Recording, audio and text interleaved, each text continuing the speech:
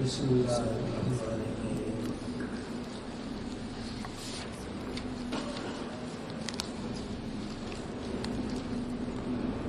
علم کے لیے سب سے پہلے ضرورت ہے خلوص نیت کی، کیونکہ جتنے بھی اعمال ہیں وہ سب کی سب بنیادی طور پر نیت پر موقوف ہیں۔ اگر نیت کے اندر ہے خلوص صرف اللہ کی رضا کے لیے سیکھنا سکھانا، تو پھر اس پڑھنے اور پڑھانے میں فائدہ ہوتا ہے۔ اور اگر نیت کے اندر کچھ فساد ہو، کچھ غلط خیالات ہوں، تو پھر اس علم سے طالب علم کو کچھ بھی فائدہ نہیں ہوتا ہے، نہ طالب علم کو، نہ پڑھانے والے کو، نہ استاذ کو، نہ شاگرد کو۔ جبکہ نیت کے اندر بگاڑ ہو تو دونوں کو کچھ بھی فائدہ حاصل نہیں ہوتا۔ اور علم دین کے لیے سب سے بنیادی چیز ضرورت ہوتی ہے چستی کی۔ اگر پڑھنے والا بھی سستی سے کام لے، پڑھانے والا بھی سستی سے کام لے، تو سستی سے آدمی کسی چیز کو بھی حاصل نہیں کر سکتا ہے، چاہے دینی کام ہو چاہے دنیاوی کام ہو۔ سستی کے ساتھ کوئی آدمی کمال حاصل نہیں کر سکتا ہے۔ جیسے کہ مشہور ہے الکسل بئس الرفیق، سب سے برا ساتھی جو ہے وہ سستی ہے۔ اور علم کا سب سے بڑا دشمن ہے ناغہ کرنا۔ بعض طالب علم ہوتے ہیں، جی ہم پورا سال مدرسے میں رہے ہیں، داسطات کنا بس سنے فلانا ہے، مجھے چھٹی دے دو۔ اس لیے چھٹی والے ساتھی ابتدا سے ہی چلے جائیں، بہتر ہے۔ میں نہ چھٹی دیتا ہوں نہ چھٹی کے قائل ہوں۔ جمعے کے دن بھی ان ساتھیوں کو چھٹی نہیں ہوگی، خاص طور جو خوددار میں رہنے والے، ان سے پھر مجھے زیادہ تکلیف ہوتی ہے۔ کوئی اپنے ماسی کے گھر چلا گیا، کوئی دادی کے گھر چلا گیا، کوئی فلانے کے گھر چلا گیا، تو اس لیے یا تو ابتدا سے کوئی ساتھی پڑھے ہی نہ۔ اگر پڑھتا ہے تو پھر انسان بن کے پڑھے، گدھا بننے نہیں۔ وہ طالب علم نہیں ہے، جو ناغہ کرے وہ طالب علم نہیں ہے۔ وہ صرف مدرسے کے روٹیوں کو کھا کے ٹھنڈس مرے لاغس، بس وہ ایسے بیکار مدرسوں کے اندر پلتے پلتے کھاتے پیتے پڑھتے پڑھتے رہتے، موٹا ڈنڈا اونٹ جتنا ہو جاتا ہے۔ تو وہ طالب علم جو ہے وہ مدرسے کے روٹیوں کو اپنے اوپر حرام کرتا ہے۔ اس لیے پڑھنے کے اندر سب سے بڑا علم کا دشمن ہے ناغہ کرنا۔ بس ایک دن پڑھا، ایک دن چھٹی ہے، ایک دن بیمار ہے، ایک دن ہسپتال میں گیا ہوں، جی فلان ہے، اور ساری دنیا کے جھوٹ بنا بنا کے لاتا ہے۔ اس لیے ایسے ساتھی یا تو ابتدا سے شریک نہ ہو، اگر شریک ہوتا ہے تو پھر انسانوں کی طرح بن کے رہے، یا تو پھر اس کا علاج بھی دوبارہ کرنا آسان ہے پھر۔ اس لیے میں ان چیزوں میں، یہ چھٹی کے بارے میں طبی طور پر میں ذرا سخت ہوں۔ چھٹی مٹی نہ کوئی کرے، نہ کوئی مجھ سے چھٹی مانگے۔ رہنا ہے صحیح طریقے سے رہے، نہیں رہنا ہے راستہ اس کا کھلا ہوا ہے۔ کسی نے اس کو کان سے پکڑ کے تو نہیں لایا کہ حضرت صاحب ضرور تشریف لاؤ۔ اب آیا ہے تو وہ محنت کرے، محنت نہیں کر سکتا ہے۔ قدرتی ایک ساتھی جو ہے وہ بد محنت ہو، 5 کو خراب کرتا ہے۔ بد محنت ایک ہے، وہ 5 کو ادھر ہنسائے گا، ادھر سے قصہ بیان کیا، ادھر سے یہ چیزیں، وہ 5 کو بگاڑ دیتا ہے۔ خود بھی بیچارہ بگڑا ہوا ہے، 5 اور کو بھی بگاڑ دیتا ہے۔ باقی موبائل جتنے ساتھی ہیں وہ اپنا جمع کرتے جائیں، ہفتے کی رات کو موبائل جمع کریں، پھر جمعہ رات کی جو ہے عصر کے بعد ان کو موبائل ملے گا۔ باقی تصویر والا جو بڑا موبائل ہے، یہ کسی ساتھی کو رکھنے کی اجازت نہیں ہے۔ تصویر والا موبائل سوائے آدمی کی زندگی کو برباد کرنے کے اور کچھ نہیں ہے۔ طلباء کے لیے ان میں کوئی فائدہ نہیں۔ باقی دنیاوی کاروبار جو لوگ کرتے ہیں، ان کے مفادات ہیں، وہ جانیں، ان کا کام جانیں۔ باقی طالب علم جو ہے وہ تصویر والا موبائل رکھتا ہے، صرف اس میں فوٹو موٹو دیکھ لیا، دل کو بہلایا، بس ایسے وقت ضائع کرتا ہے، اس کو کچھ بھی اس سے فائدہ نہیں ہوتا ہے. اس لیے تصویر والا موبائل کوئی ساتھی نہ رکھے. بسم اللہ الرحمن الرحیم. ہر علم کے شروع کرنے سے پہلے 7 چیزوں کا جاننا ضروری ہے. ہر علم کے شروع کرنے سے پہلے 7 چیزوں کا جاننا ضروری ہے. نمبر اول مقام علم، نمبر 2 تعریف علم، نمبر 3 موضوع علم، نمبر 4 غرض علم، نمبر 5 واضح علم، نمبر 6 نام مصنف رحمۃ اللہ علیہ، نمبر 7 وجہ تسمیہ کتاب. سوال ہوتا ہے کہ مقام کا جاننا کیوں ضروری ہے؟ جواب یہ ہے کہ مقام کا جاننا اس لیے ضروری ہے تاکہ اس کے مقام کے معلوم ہونے سے، درجے کے معلوم ہونے سے ہمیں پڑھنے کا مزید شوق حاصل ہو. اس لیے اس کے مقام کا جاننا ضروری ہے. علم صرف اور علم نحو کے مقام کے بارے میں ایک مشہور مقولہ ہے: الصرف ام العلوم والنحو ابوہا. صرف تمام علوم کے لیے بمنزل ماں کے ہے، نحو تمام علوم کے لیے بمنزل باپ کے ہے. وَيَطْغَى فِي الرِّوَایَاتِ آرُوہا. جو ان علوم سے خالی ہے وہ روایات میں غلطی کرتا ہے، بھٹکتا رہتا ہے وہ آدمی. تو گویا کہ رشتہ داروں میں جیسے ماں باپ کا درجہ اہم ہے، اسی طرح علوم عالیہ جو اعلیٰ ہیں، ذریعہ ہے قرآن حدیث کے سیکھنے کے، ان علوم کے اندر صرف اور نحو کا درجہ بحیثیت ماں اور باپ کے.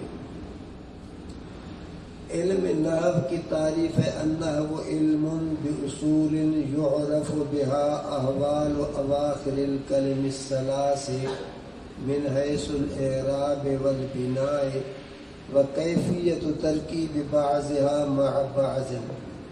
نحو ایک علم ہے، چند قوانین کا نام ہے. ان قوانین کے ذریعے سے معلوم کیے جاتے ہیں تینوں کلموں کے آخر. تینوں کلموں سے مراد ہے اسم اور فعل. حرف مراد نہیں، ویسے بولا جاتا ہے تینوں کلمے، مراد اس ہیں 2 کلمے. تینوں کلموں کا آخر معلوم کیا جاتا ہے بحیثیت معرب اور مبنی کے، اور طریقہ ملانا بعض کلموں کو بعض کلمے کے ساتھ. علم نحو کا موضوع ہے الکلمۃ والکلام، مفرد الفاظ اور مرکب الفاظ، من حیث الاعراب والبناء. الکلمۃ والکلام من حیث الاعراب والبناء، مفرد الفاظ اور مرکب الفاظ، ان کا جو ہے اس میں بحث ہوگا.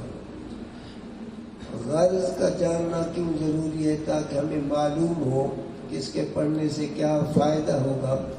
علم نحو کا غرض ہے صیانت الذہن عن الخطأ فی کلام العرب، اپنے ذہن کو کلام عرب میں غلطی سے بچانا. واضح کا جاننا کیوں ضروری ہے؟ واضح کہتے ہیں کسی فن کے بنیاد رکھنے والے کو.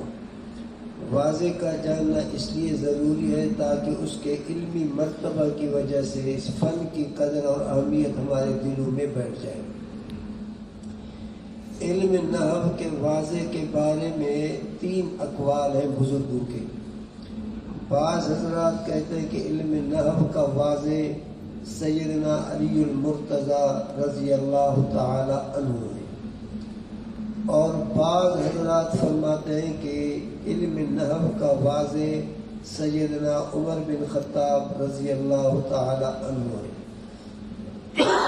اور بعض حضرات فرماتے ہیں کہ علم نحو کا واضح ابو الاسود دؤلی رحمۃ اللہ علیہ، یہ حضرت سیدنا علی المرتضیٰ رضی اللہ تعالیٰ عنہ کے شاگرد ہیں، تابعین ہیں، یہ اس علم کا واضح ہے.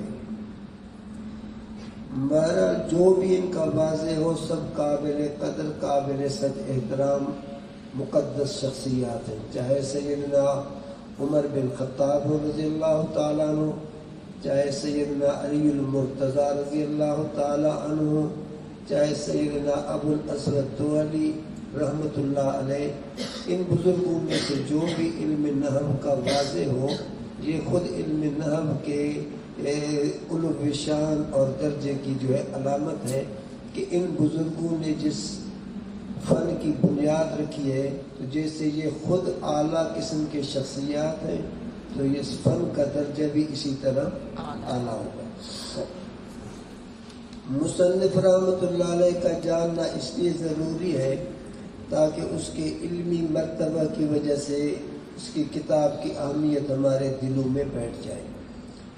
واضح کہتے ہیں کسی فن کے بنیاد رکھنے والے کو، اور مصنف کہتے ہیں اس فن میں کسی کتاب کے لکھنے والے کو. نحو میر کا مصنف حضرت مولانا علی بن محمد بن علی، کنیت ان کی ہے ابو الحسن. ابو الحسن علی بیٹا محمد کا، محمد بیٹا علی. ان کی پیدائش ہوئی ہے 22 شعبان 740 میں جو ہے دنیا کے اندر یہ تشریف لائے، اور 6 ربیع الاول 816 ہجری کو وہ دنیا سے جو ہے ان کی وفات ہوئی ہے، وہ وفات پا گئے ہیں. وجہ تسمیہ کتاب کہ اس کتاب کا نام نحو میر کیوں رکھا گیا ہے. حضرت علی المرتضیٰ رضی اللہ تعالی عنہ نے، حضرت علی رضی اللہ تعالی عنہ، الکلام کلمۃ اسم و فعل و حرف. پھر اس کی تشریح کی ابو الاسود دؤلی نے. 2 دن کے بعد اس کی وضاحت کچھ الفاظ لکھ کے، کچھ معطوف کے، کچھ نعت کے، صفت کے جو ہے احوال اس طرح لکھ کر تشریف لائے. حضرت علی المرتضیٰ رضی اللہ تعالیٰ عنہ کے سامنے انہوں نے پیش کیا، تو حضرت علی رضی اللہ تعالیٰ عنہ نے ان کے لکھے ہوئے الفاظ دیکھ کر خوشی میں فرمایا، ما احسن ھذا النحو الذی نحوت، کیسا اچھا یہ نحو ہے جو تو نے لکھا ہے. بس اس لفظ سے اس فن کا نام نحو پڑ گیا. ما احسن ھذا النحو الذی نحوت، کیسا اچھا ہے یہ طرز جو آپ نے لکھا ہے، آپ نے ایجاد کیا ہے. تو اس لفظ سے اس فن کا نام پڑ گیا نحو. اور مصنف رحمۃ اللہ علیہ مشہور تھا میر سید شریف کے لقب سے. سید سند، میر سید شریف، ان القاب سے وہ مشہور تھا. تو اب اس فن کے نام کو اور مصنف کے لقب کو ملایا تو بن گیا نحو میر. اس کتاب کا نام رکھا گیا ہے نحو میر. الحمدللہ رب العالمین والعاقبۃ للمتقین والصلاة والسلام علی خیر خلقہ محمد وآلہ اجمعین. مصنف رحمۃ اللہ علیہ نے اپنی کتاب کا آغاز بسم اللہ سے کیا، برکت حاصل کرنے کی خاطر، قرآن اور حدیث کی اتباع کی خاطر. الحمدللہ سب تعریفیں ثابت ہیں، وہ تعریفیں ثابت جو ہیں واسطے اللہ کے. ایسا اللہ جو پالنے والا ہے تمام مخلوق کا. عالمین جو ہے، عالمین یہ لغت کے اعتبار سے اسم اعلیٰ کا صیغہ ہے. اسم اعلیٰ جو ہے اس کے 2 صیغے ہیں. ایک ہے لغت کے اعتبار سے اسم اعلیٰ، اور دوسرا ہے اصطلاح کے اعتبار سے اسم اعلیٰ. یہ عالمین جو ہے اسم اعلیٰ کا صیغہ ہے لغت کے اعتبار سے. عالمین اس کا مفرد ہے عالم. عالم کا معنی ہے اللہ کو پہچاننے کا آلہ، اللہ تعالیٰ کو پہچاننے کا آلہ. اس میں آلہ جو لغت کے صیغے ہیں ان کے لیے کوئی اوزان، کوئی ضابطہ مقرر نہیں ہے. تو اس لیے عالم کا معنی اللہ کو پہچاننے کا عالم. تو عالمین اس کا جمع ہے کہ اللہ تعالیٰ کو پہچاننے کے جو ہے ذریعے آدمی پہاڑ کو دیکھتا ہے، درختوں کو دیکھتا ہے تو اللہ تعالیٰ کو پہچان لیتا ہے کہ ان کا کوئی نہ کوئی کیا ہے، خالق ہے. تو یہ لغت کے اعتبار سے اس میں اعلیٰ کے صیغے ہیں. لغت کے اعتبار سے یہ کیا ہے، اس میں اعلیٰ کے صیغے ہیں. اب ان کا اطلاق ہوتا ہے تمام مخلوق پر، یعنی اللہ تعالیٰ تمام مخلوق کا پالنے والا ہے. باقی اصطلاحی اعتبار سے جس میں صرف میں جیسے کہ اس میں اعلیٰ کبریٰ ہے، صغریٰ ہے، وسطیٰ ہے، ان کے چونکہ صیغے محدود ہیں، یہ اصطلاحی اسم اعلیٰ نہیں ہے بلکہ یہ لغوی اعتبار سے اس میں اعلیٰ کا صیغہ ہے. والعاقبۃ للمتقین، بہترین انجام ثابت ہے واسطے متقین کے. کبھی کبھی مضاف کو حذف کرتے ہیں، مضاف والا اعراب مضاف الیہ پر پڑھتے ہیں. کلام عرب کے اندر کبھی کبھی مضاف کو حذف کرتے ہیں اور وہ مضاف والا اعراب مضاف الیہ پر پڑھتے ہیں. مثلا یہ اصل میں تھا خیر العاقبتی، اب خیر و مضاف ہے، اس کا جو اعراب ہے وہ العاقبت مضاف الیہ کو دیا اور مضاف کو حذف کیا، تو اب ہو گیا العاقبت والعاقبت. اصل میں تھا خیر العاقبت، بہترین انجام ثابت ہے واسطے متقین کے. ویسے انجام تو سب کے لیے ہے لیکن بہترین انجام متقین کے لیے. صلاۃ و سلام نازل ہو اوپر بہترین مخلوق یعنی محمد صلی اللہ علیہ وسلم اور اس کے آل تمامی پر.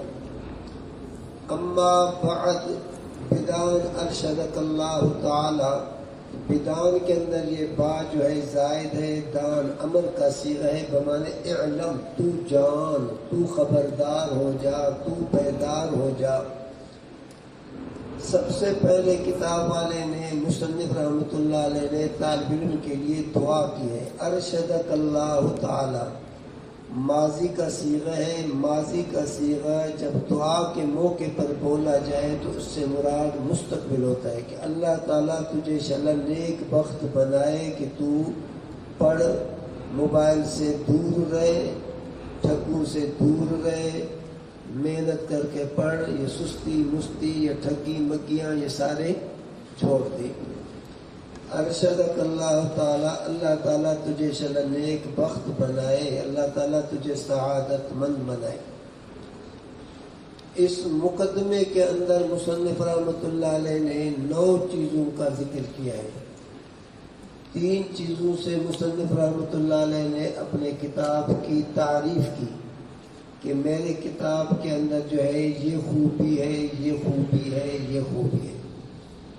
پھر اس کے بعد 3 شرطوں کا ذکر کیا کہ میری کتاب وہ طالب علم پڑھے جس کے اندر یہ شرط ہو، یہ شرط ہو، یہ شرط ہو.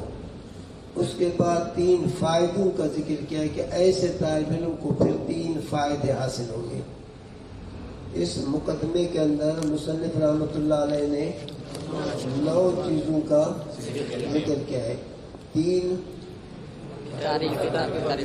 چیزوں کا تعلق کتاب سے ہے کہ میری کتاب جو ہے ایسی ہے تو ایسی ہے. اور پھر اس کے بعد جو ہے 3 شرطوں کا ذکر کیا ہے کہ جس طالب علم کے اندر یہ شرائط ہو تو وہ میری کتاب کو پڑھے. اس کے بعد 3 فائدوں کا ذکر ہے کہ جو طالب علم اس کتاب کو پڑھے گا تو اس کو یہ فائدے حاصل ہوں گے. پہلی جو ہے 3 چیزوں سے اپنی کتاب کی تعریف کر رہا ہے. این مختصر است، کہتے یہ بالکل مختصر کتاب ہے، چھوٹی سی کتاب ہے، کوئی لمبی چوڑی کتاب نہیں ہے. اور دوسری بات مضبوط، مضبوط کا معنی کرو مکتوب، لکھا گیا ہے، تحریر میں ہے، علم نحو، نحو کے فن میں ہے، نحو کے موضوع پہ، نحو کے فن میں یہ کیا ہے تحریر میں لکھا گیا ہے. تو یہ مختصر بھی ہے، مضبوط بھی ہے اور علم نحو میں بھی ہے. یہ 3 چیزوں سے اس نے اپنے کتاب کی تعریف کی. اب آگے طالب علم کے لیے 3 شرائط کا ذکر کرتا ہے. کہتا ہے مبتدیرہ بعد حفظ مفردات لغت، مبتدی کا معنی ابتدائی طالب علم کو بعد یاد کرنے جدا جدا الفاظ کے، یعنی میری کتاب کو وہ طالب علم پڑھے جس کو کلام عرب کے الگ الگ الفاظوں کا معنی آتا ہو، کہ سقف کا کیا معنی ہے، جدار کا کیا معنی ہے، بیت کا کیا معنی ہے، عرض کا کیا معنی ہے، سما کا کیا معنی ہے، یمین کا کیا معنی ہے۔ یہ جو مفرد الفاظ ہیں کلام عرب میں، ایک تو طالب علم کو ان کا معنی آتا ہو۔ نمبر 2، معرفت اشتقاق، مشتق اور مشتق منہ کا اس کو پہچان ہو، مشتق اور مشتق منہ کا۔ بھئی علم صرف کے موضوع میں سے 2 اہم موضوع ہیں، اشتقاق اور تصریف، یہ الگ الگ چیزیں۔ علم صرف کے موضوع میں سے 2 اہم موضوع ہیں، اشتقاق اور تصریف۔ اشتقاق الگ چیز ہے، تصریف الگ چیز ہے۔ اشتقاق کہتے ہیں کسی لفظ میں زمانی اور معنوی تغیر کے لیے اس کی شکل کو بدل دینا، کسی لفظ کے شکل کو بدل دینا زمانہ یا معنی کی تغیر کی خاطر۔ مثلا ضربن، اب اس کا معنی ہے مارنا، ضربن کا معنی ہے مارنا، اب اس کی شکل کو تبدیل کیا، ضربن سے بنا ضرب۔ اب یہ ضرب جو اس کی شکل کو تبدیل کیا، اس میں معنوی تغیر بھی مقصود ہے اور زمانے کا تغیر بھی کیا ہے، مقصود ہے، کیونکہ ضرب کا معنی اس ایک مرد نے مارا ہے، تو زمانہ ماضی ہے، اور ضربن کے اندر زمانہ ماضی نہیں تھا، اور اس کے معنی کے اندر بھی تبدیلی ہے۔ تو کسی لفظ کے اندر تبدیلی لانا زمانہ یا معنی کی کیا ہے، تغیر کی وجہ سے، اس تبدیلی کو کہا جاتا ہے اشتقاق۔ جیسے مصدر سے ماضی بنانا، ماضی سے مضارع بنانا، ضرب سے یضرب بنایا۔ اب یضرب جو بنایا، اس کے اندر زمانے کی بھی تبدیلی ہے اور معنی کی بھی تبدیلی۔ یا یضرب سے ضارب بنایا، اب ضارب کے اندر بھی کیا ہے، زمانے کی بھی تبدیلی ہے، چونکہ استعمال میں تو اس کا زمانہ ہے اگرچہ وضعی طور پر نہیں ہے، اور معنی کی بھی تبدیلی ہے۔ یضرب کا معنی مارتا ہے، مارے کا، ضارب مارنے والا، تو معنی کے اندر تبدیلی ہو گئی۔ اس تبدیلی کو کہا جاتا ہے اشتقاق، اس تبدیلی کو کہا جاتا ہے اشتقاق۔ اور تصریف کہا جاتا ہے واحد سے تثنیہ جمع بنانا، ضرب سے ضربا، ضربو، یہ تصریف ہے۔ یضرب سے یضربان، یضربون، یہ کیا ہے، تصریف ہے۔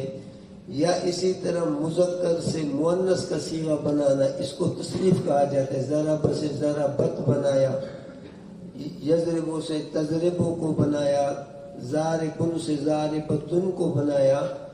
تو واحد سے تثنیہ جمع بنانا، یا مذکر سے مؤنث بنانا، یا غائب سے مخاطب و متکلم کے صیغے بنانا، اس تبدیلی کو علم صرف کے موضوع اصول میں تصریف کہا جاتا ہے۔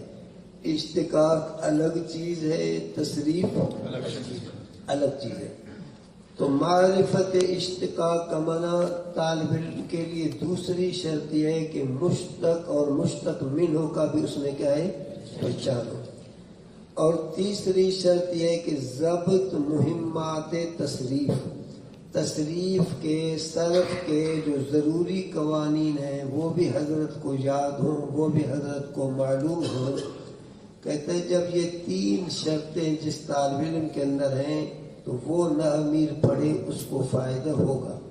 اور اگر کسی کو جو ہے صرف کے اندر اشتقاق کا بھی پتہ نہیں، قوانین کا بھی پتہ نہیں، حضرت کو مفردات الفاظ کا بھی کوئی پتہ نہیں، تو کہتے ہیں اس کو اس کتاب کے پڑھنے میں کوئی فائدہ نہیں ہوگا۔ ویسے وقت گزارا تو ہوگا حضرت صاحب کا، کہ حضرت صاحب ماشاءاللہ اولا سے اب ثانیہ میں پہنچا، ثانیہ سے رابعہ میں پہنچا، اور حضرت صاحب اس سال دور حدیث میں پہنچا۔ اب صرف دستار بندی کی ضرورت ہے، بس یہ کمی ہے، باقی عالم فاضل پتہ نہیں کیا سے کیا مصیبت ہو گیا. اب اس کے بعد 3 فائدوں کا بیان ہے. اس کے بعد پہلا فائدہ یہ ہے کہ بآسانی بکیفیت ترکیب عربی راہنمایت، آسانی کے ساتھ عربی عبارتوں کی ترکیب سکھلائے گی، یعنی اس کو عربی عبارتوں کی ترکیب کی کیفیت اور حالت جو ہے وہ آسانی سے معلوم ہوگی. یہ ایک فائدہ. دوسرا فائدہ بزودی در معرفت اعراب و بنا، مورب اور مبنی کی شناخت جلدی حاصل ہوگی. یعنی اس طالب علم کو یہ فائدہ حاصل ہوگا کہ یہ مورب ہے، یہ مبنی ہے. مورب ہے تو اس پر کون سا اعراب ہے، مبنی ہے تو کون سا قسم ہے، اس کو ان کی شناخت جو ہے وہ بھی جلدی حاصل ہوگی. اور تیسرا فائدہ وسواد خواندن توانائی دیت، اور پڑھنے کے ملکے میں طاقت بخشتی ہے. یعنی جب طالب علم اس کتاب کو پڑھے گا تو پڑھنے کے اندر اس کو ایک ملکے میں طاقت پیدا ہوگی، اور جب ملکے کے پڑھنے کے اندر ایک ملکہ اور صلاحیت ہو، پھر آدمی کو پڑھنے میں شوق اور دل بھی لگتا ہے. جب کسی چیز کا اس کو پتہ چل جائے تو پھر اس کے حاصل کرنے میں اس کو مزید شوق آتا ہے. اور اگر بالکل کوئی چیز سمجھ میں بات نہ آتی ہو تو پھر پڑھنے کا کوئی شوق بھی اس میں جو ہے پیدا نہیں ہوتا ہے. وسواد خواندن توانائی دیت، اور پڑھنے کے ملکے میں طاقت بخشتی ہے، یعنی دل لگے گا، یعنی عربی پڑھنے کا اس کا شوق جو ہے بڑھے گا اور عربی پڑھنے میں اس کو لذت آئے گی. اب مصنف رحمۃ اللہ علیہ فرماتے ہیں یہ 3 فائدے جو ہے حاصل ہوں گے، لیکن یہ بھی بتوفیق اللہ تعالیٰ و عونی، اللہ تعالیٰ کی توفیق اور اس کی مدد سے. نہ میرے اندر کوئی کمال ہے، نہ میرے کتاب میں کوئی کمال ہے، بلکہ اللہ تعالیٰ کی توفیق اور مدد اگر شامل حال ہو گئی تو پھر اس طالب علم کو اس کتاب کے پڑھنے سے فائدہ حاصل ہوگا. اور اگر اللہ تعالیٰ کی توفیق اور مدد نہ ہو تو پھر اس کو پڑھنے میں جو ہے شوق حاصل نہیں ہوتا. ابھی آپ ساتھی تکرار کریں، پھر ایک جنازہ آئے گا، جنازے کے اندر شریک ہو جائیں، اور جنازہ پڑھنے کے بعد بس سیدھا خاموشی سے یہ مسجد آ جائے. یہ نہیں کہ پھر جنازے کے بعد وہیں ٹھہریں، دیکھیں، گاڑی ماڑیوں کو شمار کریں، لوگوں کے چہروں کو ذرا دیکھ لیں. یہ غلط طریقہ ہے. بس جنازہ پڑھ کے سیدھا مسجد کے اندر آپ آ جائیں، اپنے کام میں لگ جائیں.